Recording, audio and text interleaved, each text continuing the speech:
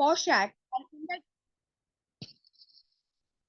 and in that capacity, she has conducted employees trainings, executive trainings, besides ICC member training. She is presently on three companies and Bombay Veterinary College as POSH consultant and ICC member. Besides this, Madam has a flair for writing and is a regular columnist on family and women related topics in various leading newspapers like Lok Satta, Sah Kutumba Sah Parivar, Sakal, Remarriage Counseling, Mahanagar. She has co-authored an international paper on child prostitution, an Indian perspective, with Dr. Nilima Chandiramani, presented at World Congress 2001 on family laws and right of children and youth. She has been honorary lecturer of law at New Law College, Mumbai, and Department of Journalism and Mass Media, Mumbai University. She has delivered several lectures on legal literacy and rights of women to various organizations, to mention few: Mahila Dakshata Samiti, Government Legal Aid Center, State Commission for Maharashtra State, Family Court Mumbai, Shiv Shakti, Stree Mukti Sangatna, Yashwantrao Chavan Center, and various other colleges, NGOs. Besides, she has been a panelist for debates, webinars, lectures organized by both governmental and non-governmental organizations in motto of spreading legal awareness. With such strengths, all of us today will take a lot of knowledge from Madam. I request Madam to deliver her lecture on the topic of latest trends in family law. Over to you, Madam. Good evening, everybody, and thank you, Shabnam, for such good, kind words for me. I thank, to begin with, I thank Bar Council of Maharashtra and Goa, which is the alma mater for all of us, to give me this opportunity to have a dialogue with all of you. Basically, let me make this very humbly clear that I am as good as a student of law like all of you. And therefore, if I could be subject to corrections, and I would like to put that as a disclaimer to begin with. Now, as we practice in family courts, in family law field, it is always very intriguing because the saying that the truth is stranger than fiction is what we always come across, and nobody would agree with it more than people who work in the family courts. The kind of stories we hear, they are not just about law, they are human stories. They have a human touch, and therefore they are extremely important.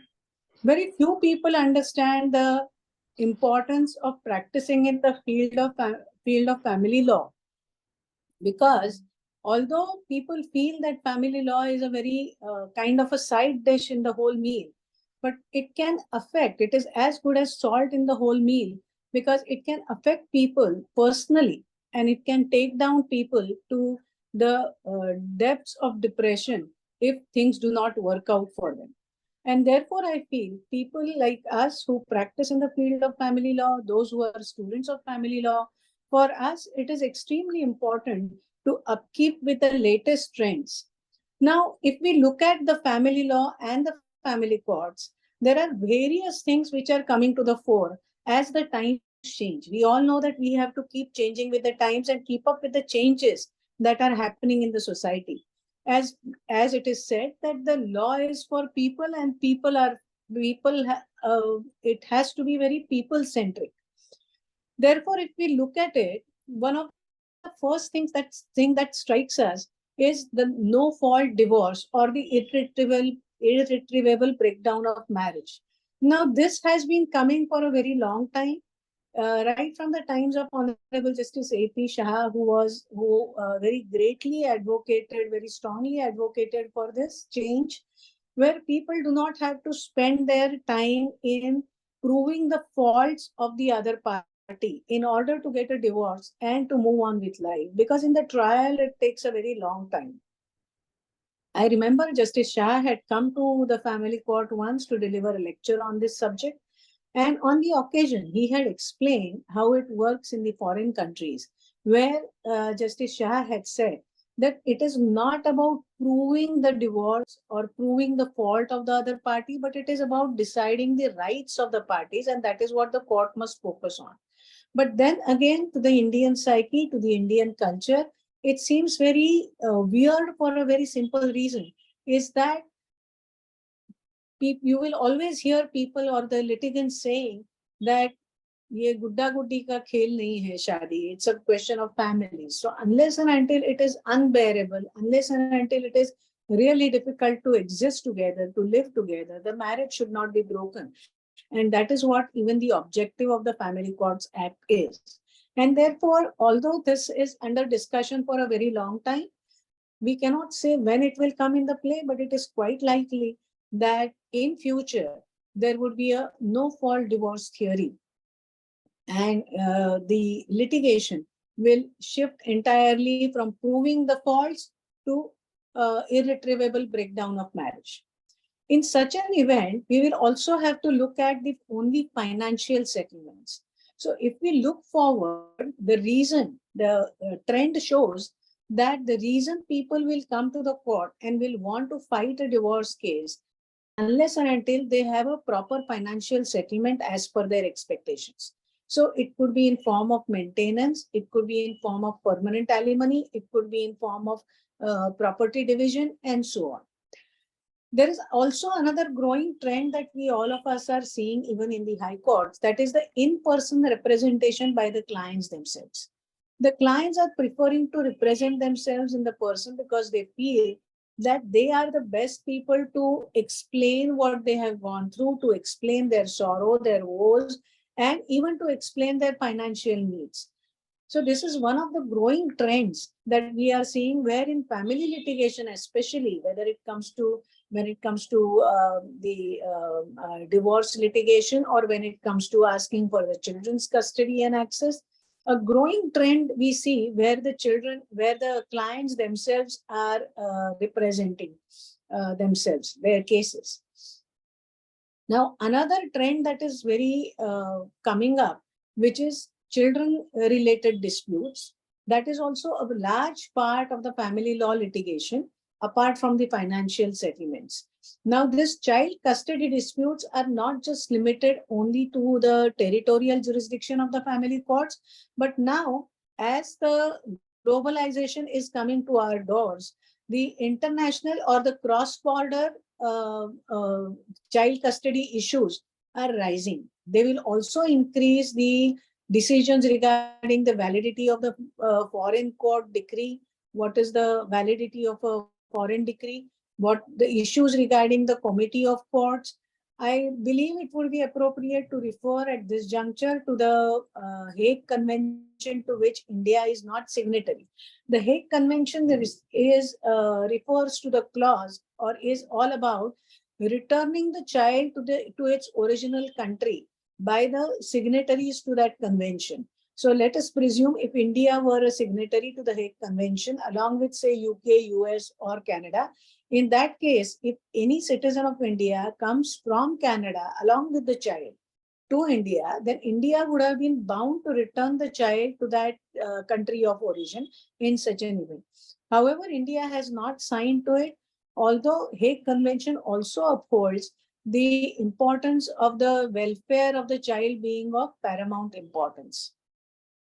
Now, coming to the next new field or the new trend that the family court in Bombay has definitely adopted, which is a child independent lawyer.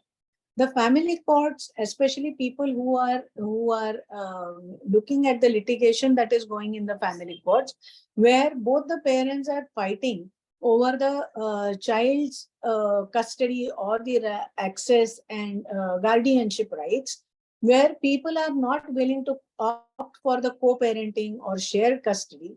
In such an event, the child independent lawyers are being appointed by the court for a fair representation of the child, which will be free from the biases and prejudices of the parents who are fighting for the right, for their own rights rather than the rights for the child. So this is a new concept which is catching on. Although it may take some time, I believe with time the systems and the path would be set for the role of the child independent lawyers very soon. The next part or the growing trend, as we are seeing, is also of mediation and settlement. Now, this mediation and settlement need not be limited only to the matters which are going into litigation. But this suggestion of mediation and settlement, the parties can avail at a pre-litigation stage as well in the Bombay Family Court. And at the same time, there is a growing trend where people find it easier to approach the mediators before they go to the court, so that when they go to the court, they go for a divorce by mutual consent rather than a litigation. So instead of going into litigation and then working towards on the mediation process, it is preferred that before the litigation starts, people go for the to the mediator for mediation. Now, another thing, as we look at the irretrievable breakdown of marriage, where there is no fault theory, is prenuptial agreements. Now, prenuptial agreements, as we all know, are acceptable in Western countries largely. There are some countries which accept the prenuptial agreements, but India does not accept it. But somehow, if we are talking about the Special Marriage Act, which is a civil marriage, which takes a form of a contract, in such an event, it is advocated that at least in such event, prenuptial marriage agreements should be executed and given in effect to. So there are several people or several youngsters who are saying that it would be really useful if we have a prenuptial agreement, because that would decide the kind of properties, there would be a disclosure, and the litigation regarding the alimony or the maintenance would come to minimum if we agree for prenuptial agreements are rendered effective. Now, another aspect which is featured or has been voiced through various judgments of the court. I believe there is a recent judgment by Kerala court which says that the wife who is a stay-at-home wife or a homemaker has equal right to all the matrimonial property, all property acquired after marriage, or the gains or benefits of the homemaker's effort, due to which the person who's earning or the husband has been able to make progress in his career or has been able to make money, should be equally divided and should not be limited only to the right of the ownership. And hence this matrimonial property concept, which is Matrimonial Property Act, which is there in UK as well, is highly advocated that should come to accepted by India also, and should come to India as well, because here there are various concepts of family also we see as the very ingenious concept of joint Hindu family. So which is extremely important and or peculiar as far as the Indian culture is concerned. And therefore, this becomes a slightly controversial or a problematic concept to be employed as it is in India. However, it is an upcoming concept where the contribution of the homemaker to the career of the husband or the head of the family is also considered to be an equal contribution. Next, which is a very hot topic, Uniform Civil Code. However, whenever it comes, as it comes, what would be its provisions, we are not aware of as of now. But then yes, today or tomorrow, we will be facing the Uniform Civil Code, presuming that it would bring everybody under the equal umbrella as far as the rights are concerned. Everybody gets similar rights. Let us hope that it works for the benefit of all. Unless we know the bill, unless we have read the bill, I don't think it would be proper. But then at the same time, it seems to be looming on the horizon, and we may be dealing with it very soon. And therefore, I thought it appropriate to at least mention it. Now coming to the next part. Yes, one of the comments is in Goa, Uniform Civil Code is there, but the nature of it is a little different. I will not transgress or divert into that topic. I will stick to my topic which is given to me. Last but not the least, over which we need to really be very conscious about, is gender neutral laws. So far, we have seen that gender neutral laws will require, is a very complicated concept, not only because it is based out of the binary gender norms that we are aware of, binary as in the male and female. These are the only two genders, and therefore it's known as binary gender concept. We have been using this for the interpretation of law, for the interpretation of the facts, for jurisprudence purpose. And now, as we go into acceptance of the third gender, it is going to require us to revisit all the laws. What exactly do they mean? How will we have to reconstruct the legal principles which we have been using in the binary form so far, and the rules of interpretation and jurisprudence? Now, while I go into that, let me just briefly take ourselves through the concepts of sex, gender, and sexual orientation, just to create a basis for us to continue with our discussion. When we talk of sex, sex is biological, is seen in anatomical or physical characteristics of genitalia of a person, by which sex can be identified. People are then labeled as man or woman. This is what we call as binary sexual denomination. Sex is largely unchangeable without a surgical medical process. So if a person has all normal sexual physical characteristics, then changing it is extremely difficult unless the person undergoes a medical intervention or a surgical intervention. So physiological aspect refers to sex alone. When we speak of gender, gender is a thought process which is learned through social and cultural influences.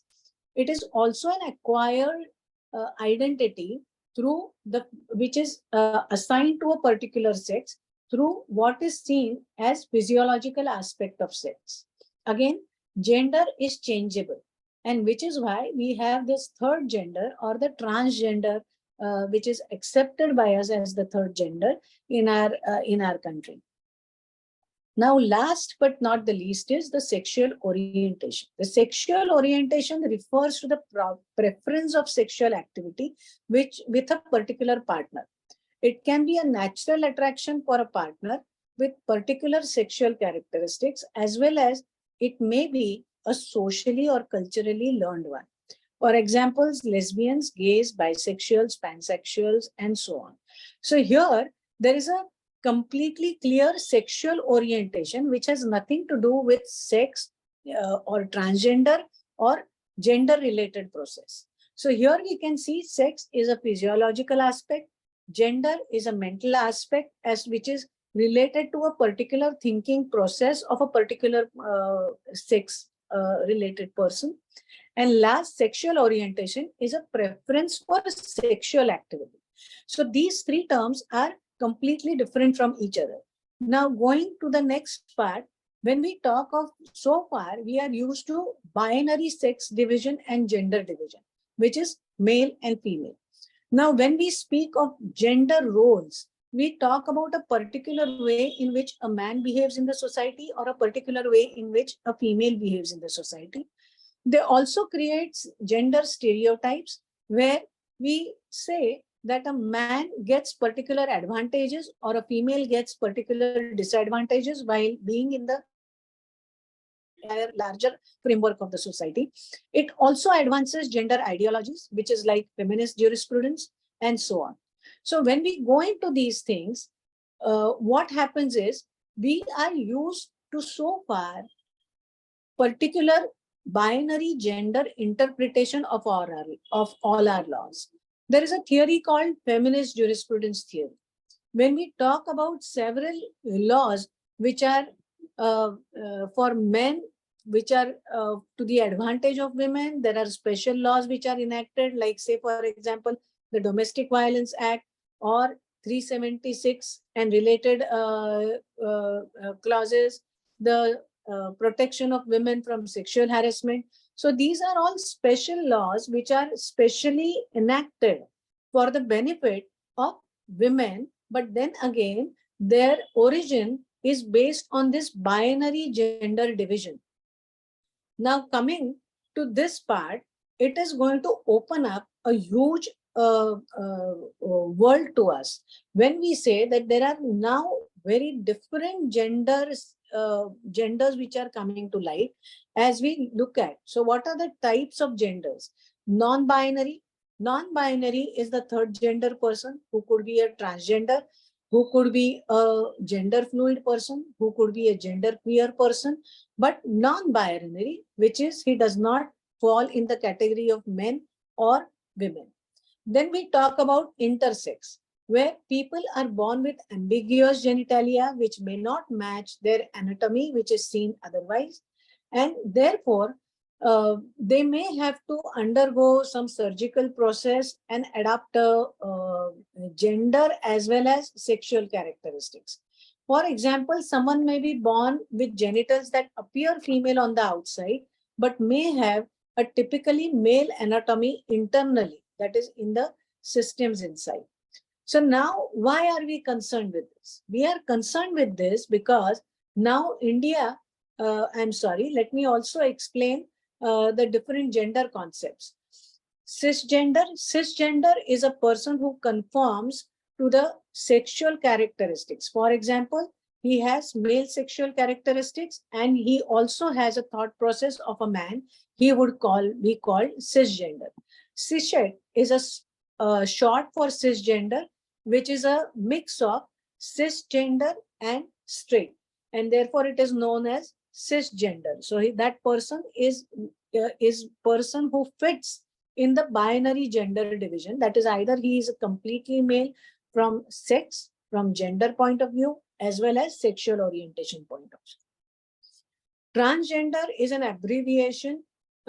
Trans is an abbreviation for transgender and refers to someone whose gender does not align with the sex that they are assigned to by birth or physiologically, let me say. Gender queer person is a person who may identify as of either gender or of neither gender. So gender queer is a person who himself may either declare himself to be a non-gender person or a combination as well. So this is a very confusing concept. Now there is also gender fluid. Gender fluid is another confusing concept because this person may feel that he adopts to different genders at different times. For example, his gender may vary over the time. People who are gender fluid, they find themselves moving between different gender presentations and identifications. Now, this would definitely cause us a huge problem if a person decides for some period he is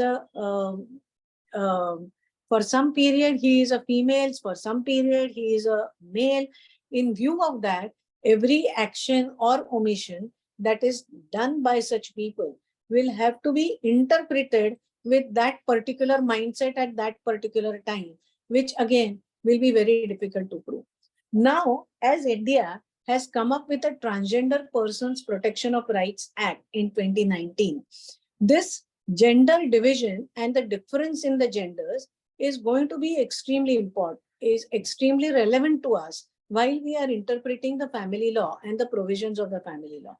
Now, if we were to look at the liberties given to the transgender person or every human being to decide of what gender he is, then in that event, just like a domicile certificate, we may have to carry a gender certificate tomorrow. If we have to approach the court, where the court may say, all right, you have approached us, you are taking this, using this law, you want reliefs under this law, then what gender are you?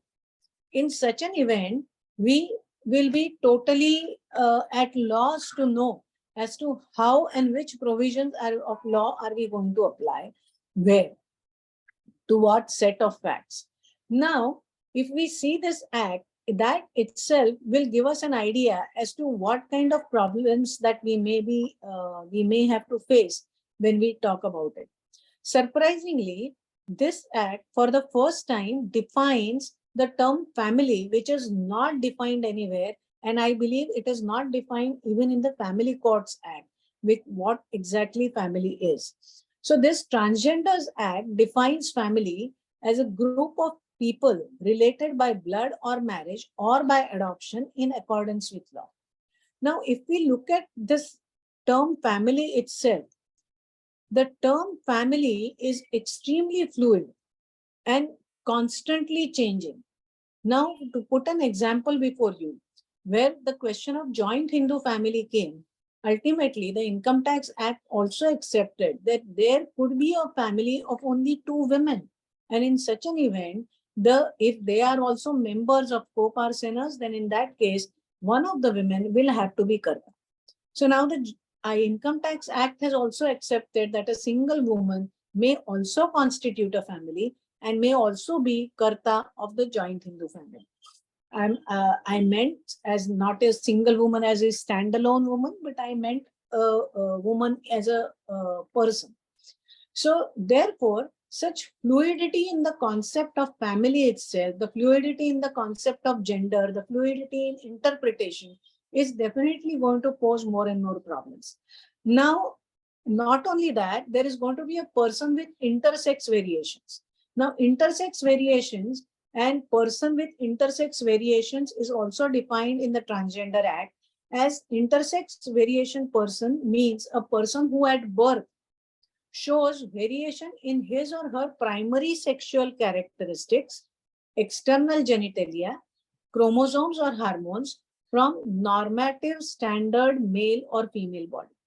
So here again, the comparison is again with the binary gender understanding, and those who do not conform to the said binary gender standards will be seen as persons with intersex variations. So here we can see how this is different from the sexual orientation or transgender or what we know as cisgender. Here, the intersex variation is a person who is different itself from birth. There is a variation from the standard binary gender understanding. Going forward, it also speaks about defines the transgender person, which is similar, but at the same time, it also includes a person who has transformed himself with the medical help from a man to woman or a woman to man. So that's one difference where there is in the earlier concept of person with intersex variation and a person who's a transgender person himself. So here you can see the gender concept is again divided into so many various concepts that it will be extremely intriguing for us to understand as to where and how we are going to employ it and how are we going to interpret the family laws using this fluid gender concept or the various connotations of the gender concept. A person who is a transgender shall have right to be recognized as such, and it will be his own self-perceived gender identity. I believe everybody knows that the person has the right to decide his own gender identity, where that is provided for in this act itself. Thereafter, let me come to the rights where they are looking at giving equal opportunities, providing the protection in the family, where a child should not be removed from the family. He should always continue to get the support and love of the family. Family atmosphere should be provided to the child who is of has such gender variation right since birth. So all that is provided for in this act. But what I would like to point out and read is there are residence orders also provided for.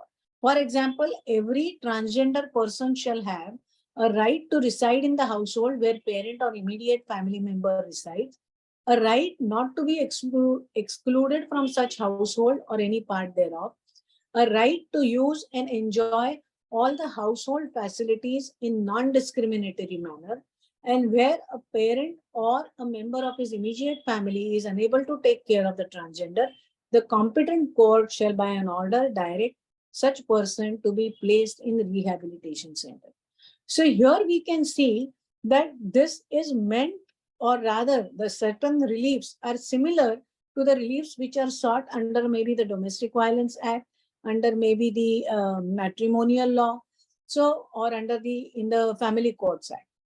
So now another very notable thing under this Transgender Act is that not doing this can be seen as an offense, a punishable criminal offense. Now, here is the difference. While on one hand, there are certain civil remedies provided for, but at the same time, not omission of the duties under it is also coming under the provisions of criminal law. So punishability, which is as opposed to what is provided for in the DV Act. For example, the DV Act does not make out any punishments to anybody. It does not make anybody a criminal or an offender. But here, not providing for as is given in the law will amount to committing an offense, a punishable offense under IPC. There are also additional reliefs, and moreover, this non-obstant clause is extremely important, where it says that this act shall be in addition to and not in derogation of any other law for the time being in force. So apart from other rights which are available to every individual, these are in addition to those rights, and therefore these provisions may be, or these prayers may be sought for in along with other prayers. So this is also an important aspect which we need to take into consideration. Now coming to the marriage acts, we have seen what the transgender law is, what the transgender law provides for. Now coming to the marriage acts is what the existing position is. Now this discussion is veering towards the special reference to the same-sex marriage case which is going on, which is being heard and decided by the Supreme Court. As you all must be knowing, the verdict has been reserved by the constitutional bench. And what have been the arguments there is also very relevant for us to understand as to how the future trend may be in family law. Now, if you look at the marriage acts, there is specific reference to either, because most are based on personal religion. So arising out of religion, they do specify as to who can marry whom, people of which religion can marry people of which religion to constitute a valid marriage under the particular act. Now, if we look at those wordings, most say that you will marry to a person of a particular religion, no doubt about that, but they presume a heterosexual marriage. Even where one of the conditions to a valid marriage is the age bar which is given.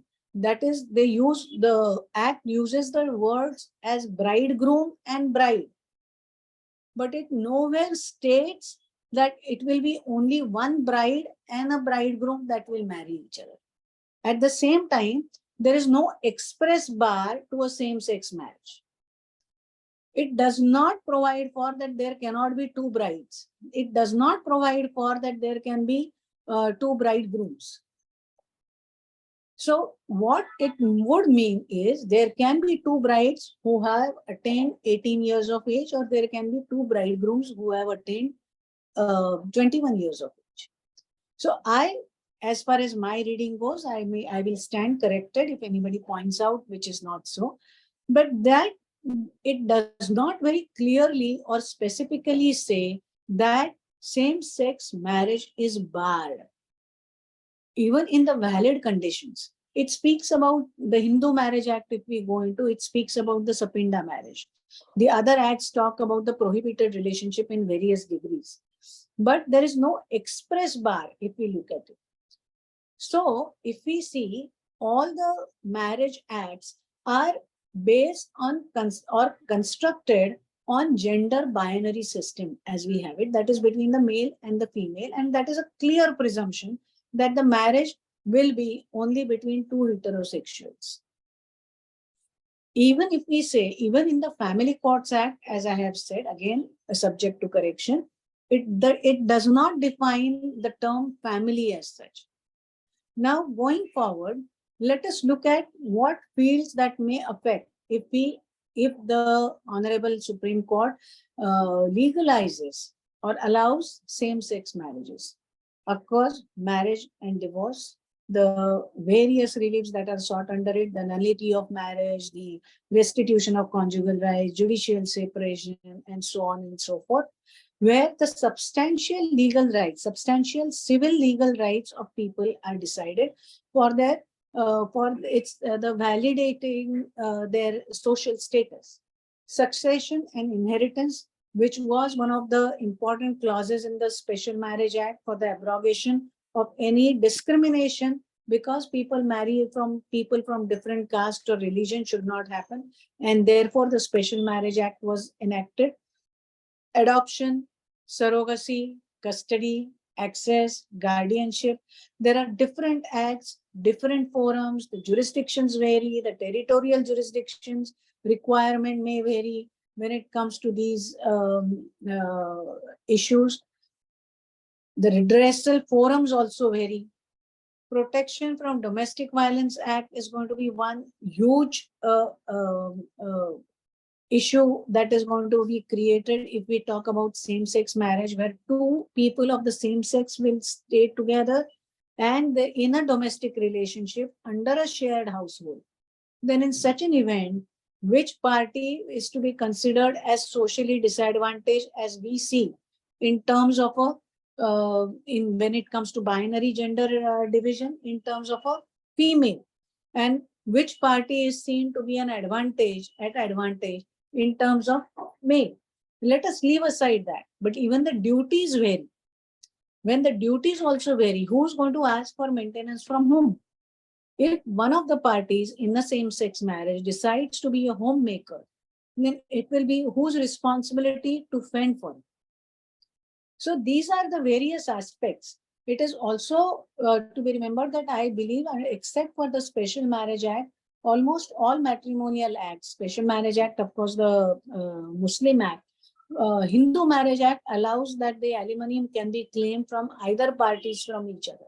So as far as Hindu Marriage Act is concerned, I believe that would not make much of a difference. But yes, the rest of the things regarding the Domestic Violence Act will of course matter. Then coming to the protection of sexual harassment at workplace. So here again, the entire act is based on the binary gender division, and such gender fluidity or the different concepts of gender may create issues, legal problems for us to deal with.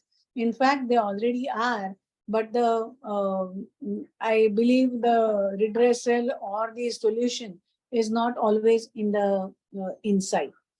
Again, in the case of rights of children, where there have been judgments after judgments after judgment which say that for the child, mother's lap is the safest or the most secure place to be. Now, this again, when we talk about the welfare of the child, again, it could be based on the binary gender division concept, socially accepted concepts, which may be challenged when it comes to two males or two females making a family, having adopted a child, and with whom the child's best interest would lie, will really have to be looked into.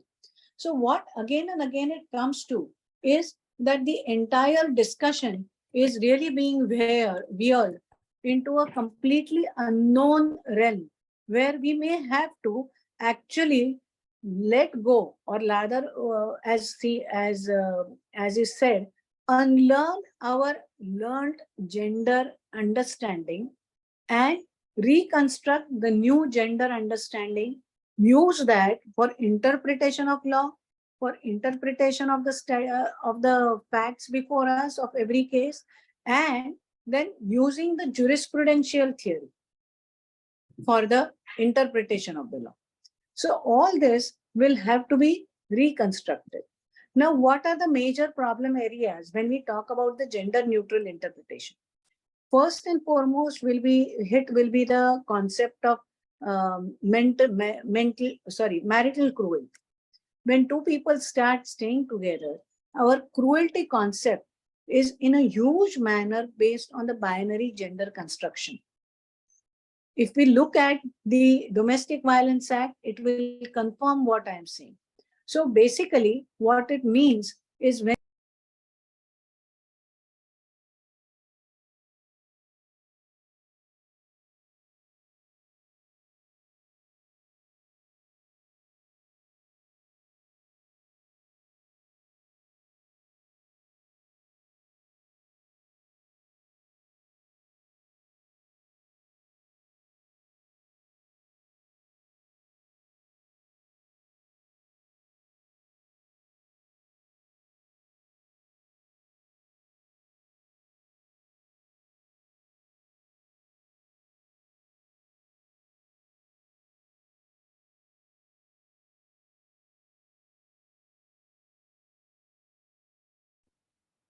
yeah, am I audible now? Yes, ma'am. Yes, yes. Yeah. I think by mistake my mic got muted. So coming to the marital rape concept. So when the marital rape concept, even under binary gender, is really disputable or is controversial, when we will be talking about the same-sex marriages, it will require a completely different approach altogether. Then one of the most important things is in today's world probably is the concept of adultery, which is one of the major grounds of divorce. uh, I believe the host will have to look into the issue because my mic is working. And if there is no sound, requesting the host to check on the sound issue, please. Yes, thank you.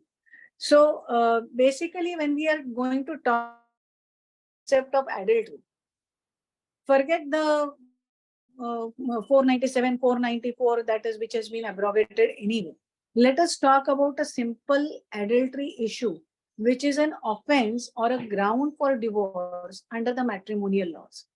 So when we are going to talk about same-sex marriages, or when we talk about, say, a bisexual person who may be married to a woman, but may be sexually attracted or have a sexual orientation for gay sex. In such an event, what is termed as lavender marriage may happen while he may be loyal to the woman he is married to, but at the same time prefers to have a relationship even outside the marriage with a man. Now, this completely disturbs the entire construction of adultery, where a person is to it is presumed that the person has a relationship of the same sex as his spouse or her spouse. That is what constitutes an adultery, which will be seen as multiple partners.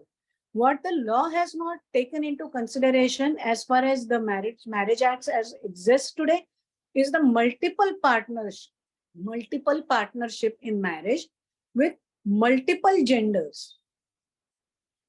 That may cause us a problem if the criminal aspect of the adultery has been removed as well. It remains only a matrimonial offense. But if somebody declares himself to be a bisexual, married to a woman, and also has a gay relationship with another man, or also has a same-sex partner, which is known as lavender marriage, then what happens? Will that also be considered as adultery, or will that be considered as his natural right because he is a bisexual to have two relationships? So these are some issues which we will have to look at, and there are no solutions. What I can see is that there are no solutions to this. The law will have to develop from case by case by as the courts go through, as these things come to the fore. But at the same time, have being aware of these social nuances is what is going to take us forward. Now, looking at the concepts of parenting and guardianship, as we discussed, where both the parents are of same sex, we may have to think twice about which one is going to be the best parent. As we have seen under the binary gender concepts, we have seen the father as the provider and the mother as the caregiver. Mother becomes the primary caregiver and father becomes the provider. That is how the entire legal concept or the provisions are based. Now, when we will talk about two mothers or when we will talk about two fathers, it is that entire concept is going to change. Now, either we will have to use the same binary conceptual interpretation for interpreting between the two same-sex partners, or we will have to reconstruct the whole thing. So that again may depend upon the facts of the case. However, as we all know, going through the evidence and recording and finding where the best interests of the child lie is, even in the binary construct, is extremely difficult, and it will be even more difficult when we will talk about these different gender identifications. Now, another thing that is going to come to the fore when we are talking about this gender differences is welfare in the determination of welfare and the interest of best interest of the child. If one parent is from abroad, being in this globalization era, a lot of Indians have migrated abroad, have married the foreigners who may declare themselves to be, say, gender queer, or say maybe gender fluid, or maybe bisexuals. If an Indian has married such a person, or if an Indian who has gone abroad where such marriage is permitted, marries, has a child, and has come back to India. So there are various permutations and combinations possible in the real scenario, and how to deal with such situations is going to be extremely, very intriguing, or let me say, very curious thing for us, which we will simply have to wait and see how things work. But in such an event, will the Guardians and Wards Act apply to them, which is also again a non-religious one? So all these things we have to wait to see them. Now, coming back to the issue of the discussion which is going on in the Supreme Court regarding the validity or the permission for the same-sex marriages. Senior advocate Geeta Luthra has very succinctly put during her arguments that marriage is not a static concept. It is an expansive, evolutionary concept. It may be said the same about the family as well. It's not just about the marriage, but the marriage that makes a family. Family concept also has become very fluid. Earlier, people would say the people who stay in the shared household, they are bound by domestic relationship, are the ones who will be called family. But then we have families where one member is working abroad for throughout the year, or say maybe 11 months of the year. There may be families where there are only women, or there may be families where there are only men, or there may be families where right from the age of a newborn child to a person of say 90 years, 100 years. So there are various permutations and combinations. There could be family members who each may be residing at a different place. So as marriage is a very fluid or a very evolutionary concept, so is family a very evolutionary and expansive concept. We have to be prepared for such changes.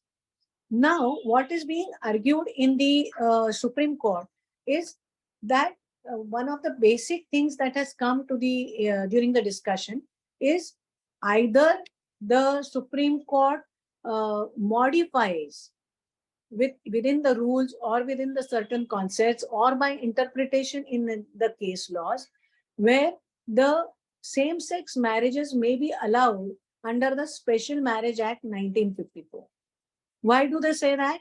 Because they refer specifically to section 19, 20 and 21A of the Special Marriage Act, 21 and 21A, which does not allow any discrimination because the marriage has been solemnized between people from two different religions. So while the Special Marriage Act takes care that people who are from two different religions can also be validly married and need not face the discrimination of being disowned from the property, of being disentitled to the property, and so on, which is taken care of in 19, 20, and 21. The 21A says, it's a very important provision which 21A says, which says, give me a minute.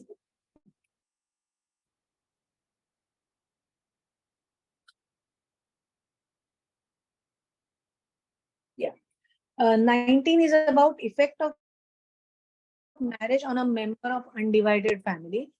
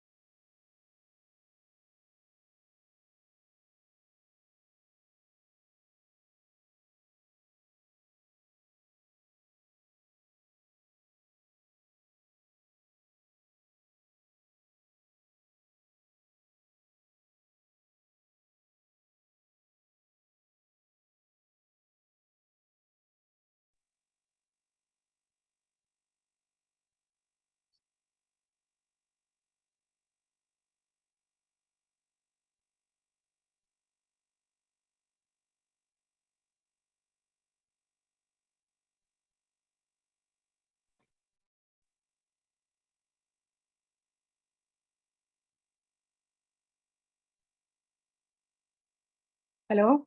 I'm very sorry for this disconnect. There was a slight problem. Let me continue uh, from where I left off. So, family and marriage both are extremely expansive and evolutionary concepts. As we discussed, the karta acceptance of a karta has been seen in the incorporated in the Income Tax Act.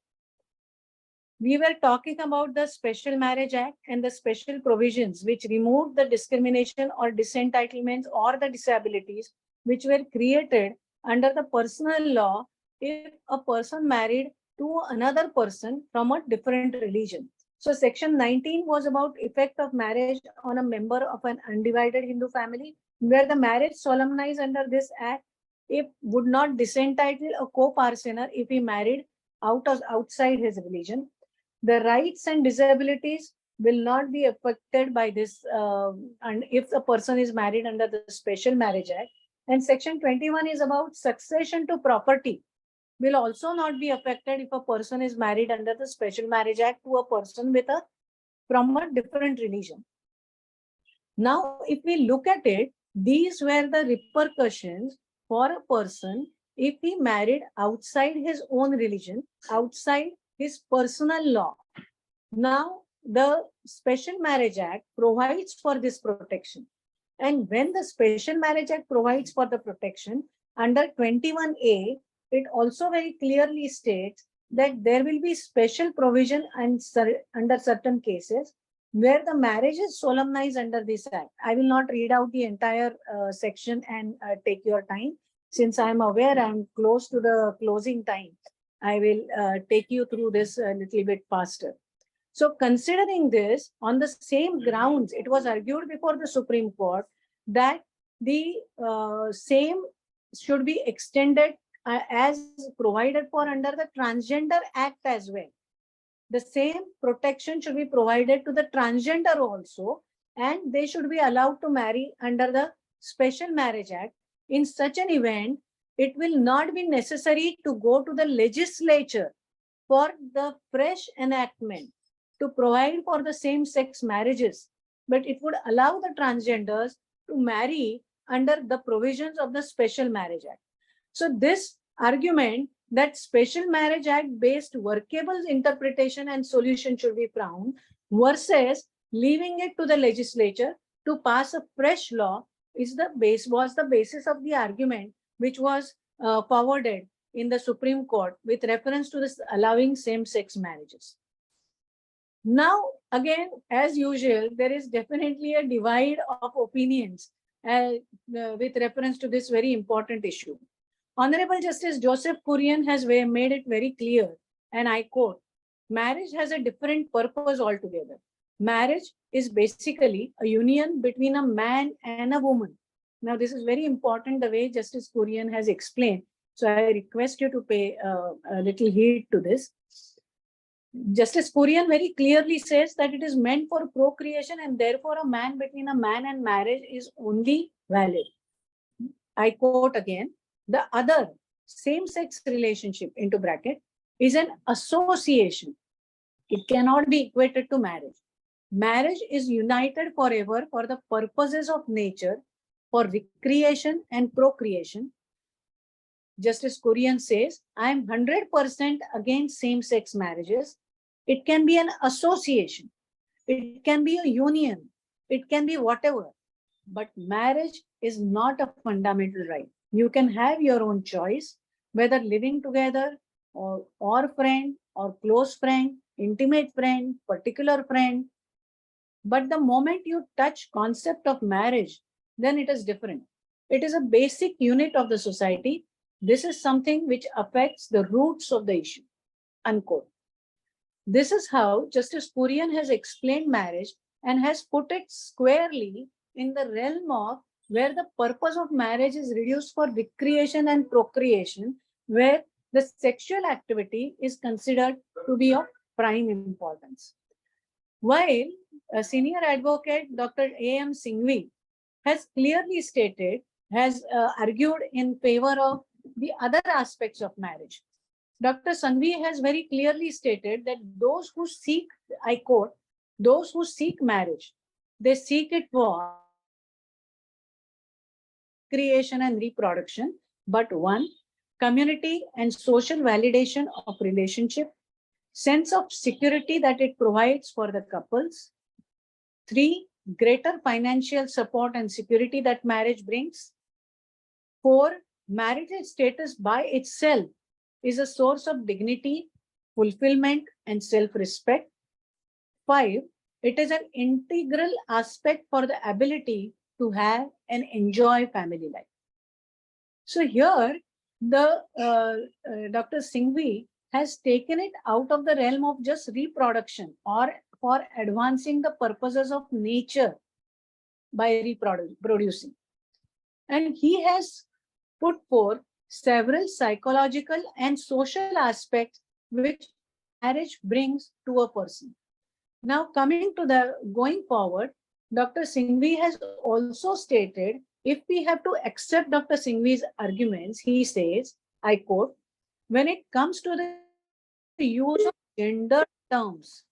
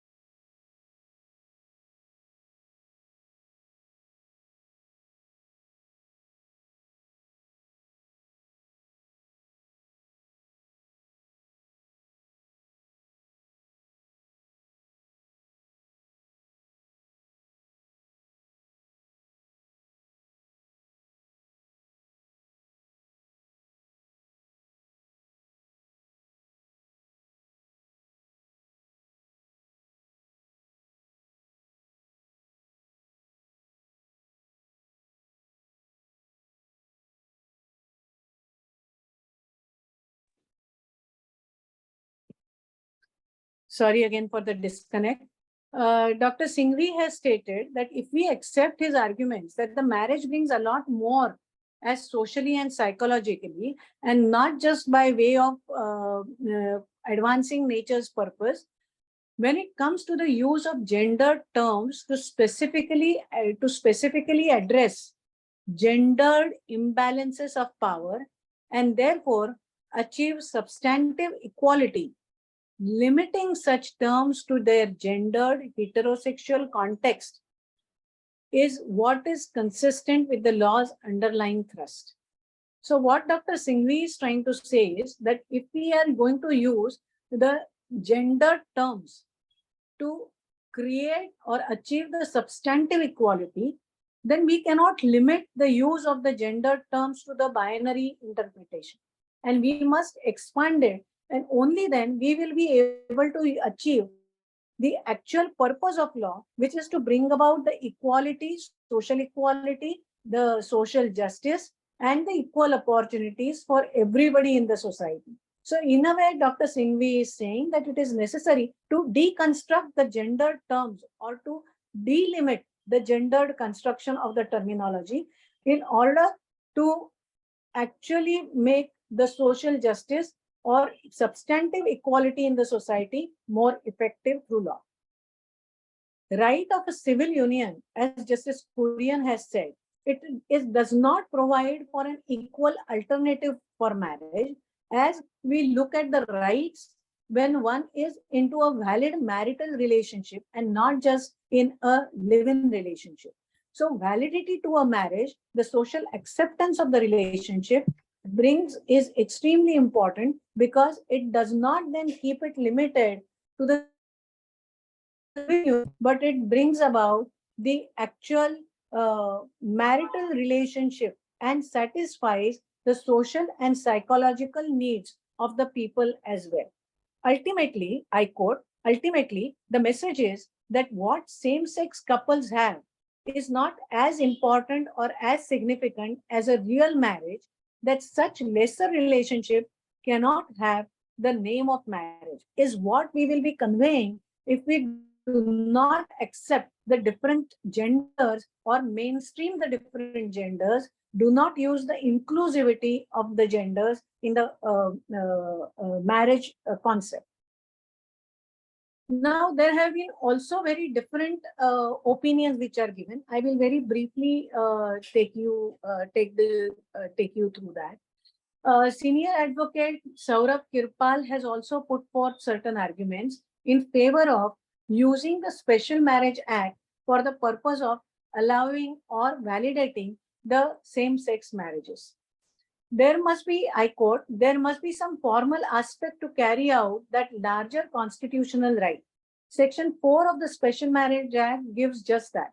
Special Marriage Act will not become unworkable for heterosexuals if we open the into bracket, if we open the doors to the same-sex marriages. But there are aspects which may become unworkable, but slightly unworkable is better than nothing, and nothing is what we have right now, unquote. So here the parliament, here he further argues, I quote, future parliaments will become very clever and say that why should we bother amending the constitution to save a legislation? We will make it so complicated that striking down becomes unworkable, and therefore it has constitutional protection. There is a reason why no case has been cited before the court where the word unworkability has been used as a defense to constitutional examination, because it's not a barrier. So what Advocate Saurabh Kirpal has been arguing, that workability of the act for them is the only solution, and unworkability cannot be an excuse to deny their rights to a large section of the society who wants to get married. There is a Supreme Court judgment, but I will not go into that. What I would like to put forth are the 4 points. Again, I'm moving a little fast because I believe we have gone beyond the time, also because of the disconnections in the connection from my end, for which I apologize. There are 4 points which are made. I again quote, the right to personal choice regarding the marriage is inherent in the concept of individual autonomy, and that like the choices concerning the contraception, family relations, procreation, child rearing, all of which are protected by Constitution, decisions concerning marriage are among the most intimate that an individual can make. And further, it would be contradictory to recognize a right to privacy with respect to other matters of family life, and not with respect to decision to enter into a relationship, which is the foundation of family in our society. So this is an argument which is advanced in favor of same-sex marriages, which says that the privacy and the ability to take the decisions regarding the individual's life should be protected and be kept intact by allowing the same-sex marriages, because otherwise it would amount to allowing only certain rights and not allowing certain rights to certain section of the society. The second argument is marriage supports two-person union unlike any other in its importance to the committed individuals. Third argument is marriage safeguards children and families and the related rights of the childbearing, procreation, and education.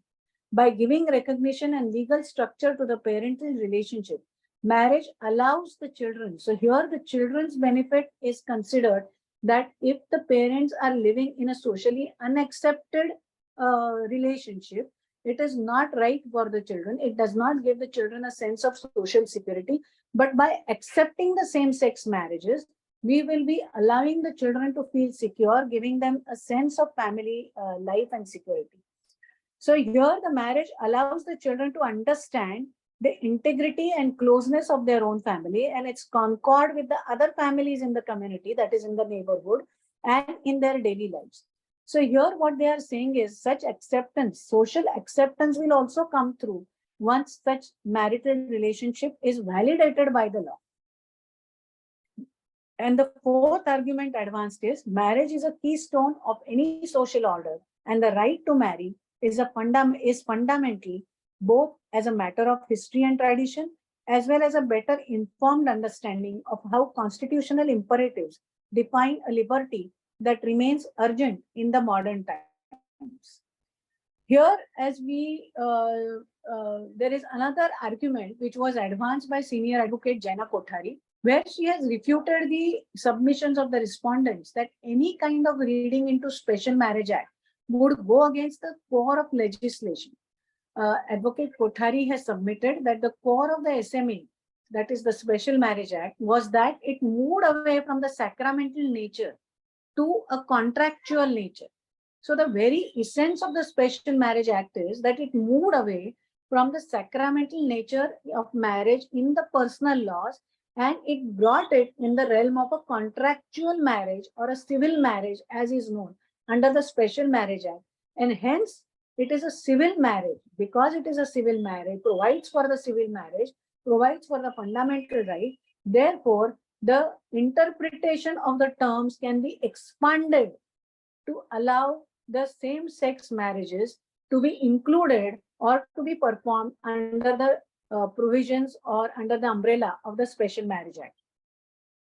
She has further argued, I quote, the core of Special Marriage Act is freedom of choice in marriage.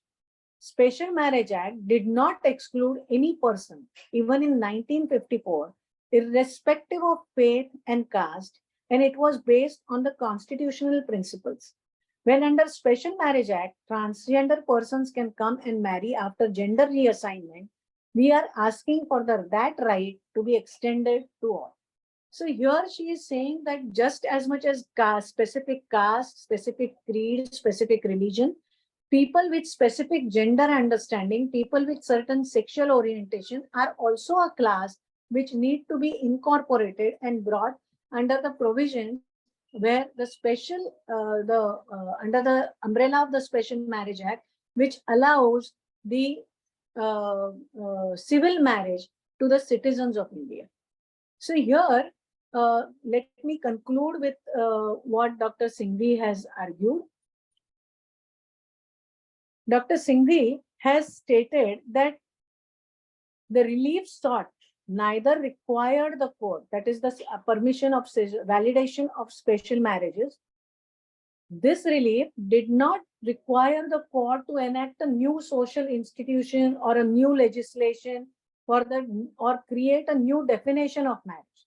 Dr. Singhvi has argued that under the Section 21A, every barrier has been removed, and Constitution, it calls for a constitution compliant, or it provides for a constitution compliant reading of the Special Marriage Act, which can allow the marriage, same-sex marriage as well. So Dr. Singhvi further argues that the court has three options. One is the court may pronounce the applicability of Section 21A to non-heterosexual Hindu couples in the present litigation and leave the question of succession open for future litigation. Two, the second option is the court may hold that the Special Marriage Act will apply to non-heterosexual couples exactly as it is applied to the heterosexual couples. That way, there will be no deprivation of any class, because it would continue to apply to Hindus and other people as much as it was being applied to any other heterosexual individual.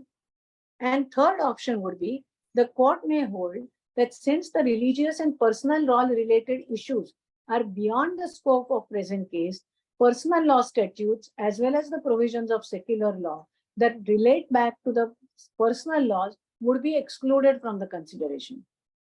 So this was the third option where the sections 19, 20, 21 may be repealed totally and the marriage can be left open under the Special Marriage Act to everybody. Then it would become a gender neutral act, is what Dr. Singhvi suggests. And last but not the least, I will conclude with 2 points. One point is about which was put forward by Additional Solicitor General Aishwarya Bhati for the National Commission for Protection of Child Rights. She has referred to various studies and stated that children are not deprived or are not harmed in any way if they are adopted and if they are reared, grow in the same-sex marriage. And last but not the least, the same line has also been taken by Dr. Menaka Guruswamy, who is also a senior advocate, who has stated that there are over 50 countries in the world which allowed same-sex couples to adopt, so that more than the number of countries that allow same-sex marriages. And she has cited various studies which are carried out in those countries which allow same-sex marriages, where she has stated there are 3 things which are same in all studies. First, adoption by queer couples would not have any adverse impact on children. 2, lack of protection of children raised by queer couples would not have any adverse impact on the children. And 3, human sexuality develops quite early. So the young LGBTQ people would not be adversely affected. So it is said, what is being argued is if the same-sex marriages are allowed, there will be a greater acceptance in the society, and it will further the objective of the Transgender Protection Act if the same-sex marriages are allowed. And I conclude with the certain comments which were made by the Honorable Supreme Court judges while hearing and before they reserved the judgment. So Honorable Court has stated, nothing is granted. We are free citizens. We have taken this to ourselves. Right to speak, to associate. These are parts of our inherent rights. Constitution does not grant. Even legislations have only recognized. So even the right to marry is inherent. If we say that it is inherent, it is part of the Constitution. Another quote which I think is quite important. This quote is by Honorable Justice Ravindra Bhatt. What is marriage to each other? I quote, what is marriage to each other? Content is decided voluntarily by each party. The spouses will decide whether to have children. It is entirely their choice. There may be marriages where parties may not live together or may live together. There may be no matrimonial home.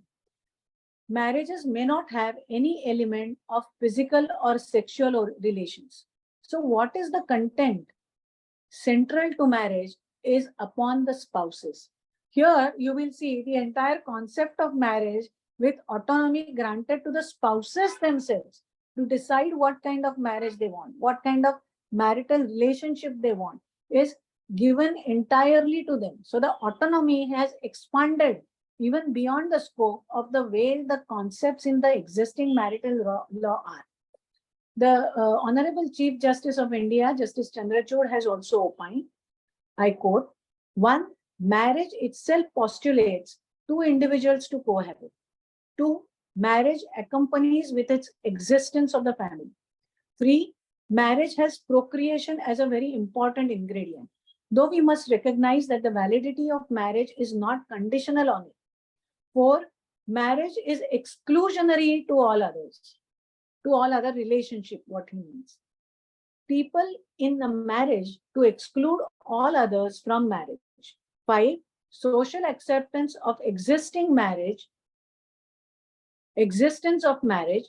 Social acceptance is not confined to that individual, but how the society looks at that institution.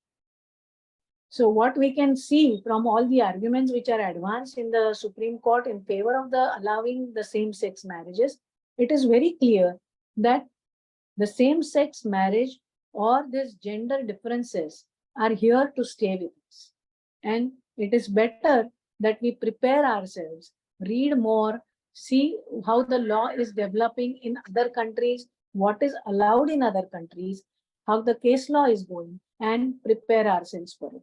So these are the, I wouldn't say just new trends, but definitely future trends for which we should be prepared.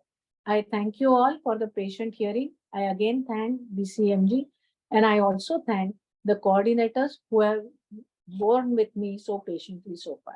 Thank you.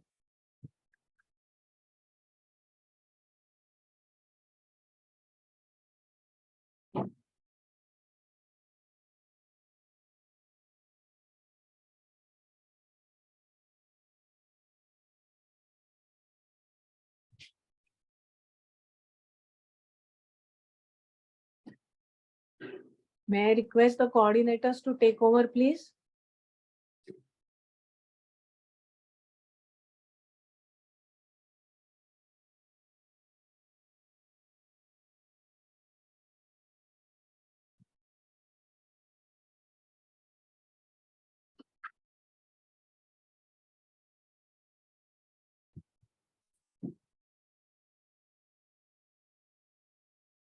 Shabnam, please take over.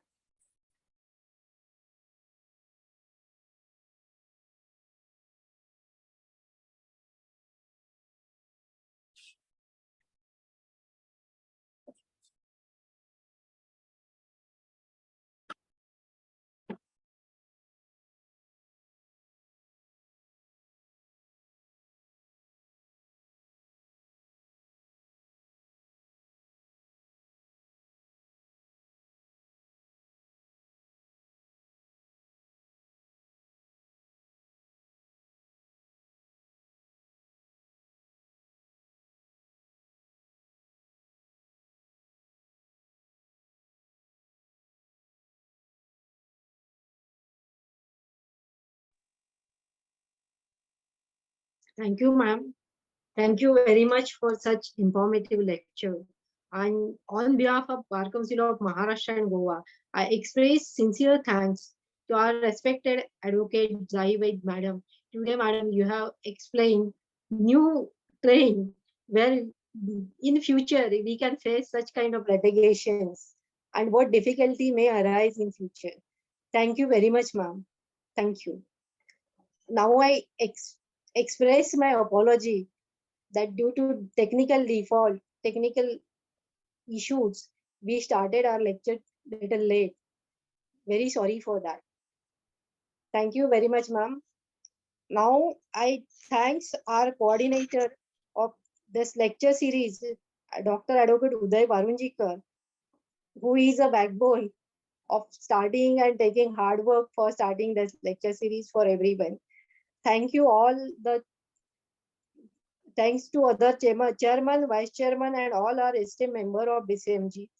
Thanks to all the participants who have participated and graced the lecture series. Today, there is announcement for tomorrow's lecture. There is a lecture on the topic of Hindu Marriage Act, which will be delivered by uh, Honorable Netra Kant Madam, Judge Family Court Thane. So be connected tomorrow at the same time. Very sorry for delay due to technical issues. Thank you, ma'am. Thank you.